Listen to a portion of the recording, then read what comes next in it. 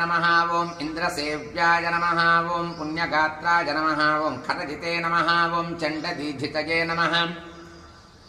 ओम तालपक्वफलासिने नमः ओम कालीयपणिदत्पघ्ने नमः ओम नागपत्नी स्तुतिप्रीताय नमः ओम प्रलम्बासुरखण्डनाय नमः ओम दावाग्निबलहारिणे नमः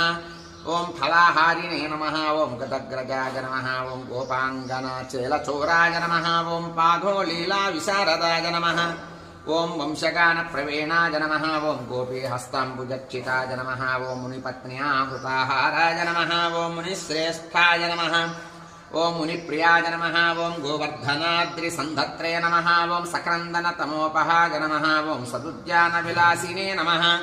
ओम रासक्रीडापराजनाय नमः ओम वरुणाभ्यर्चिताय नमः ओम गोपीप्रार्थिताय नमः ओम पुरुषोत्तमाय नमः ओम अक्रूरस्तुतिसम्प्रीताय नमः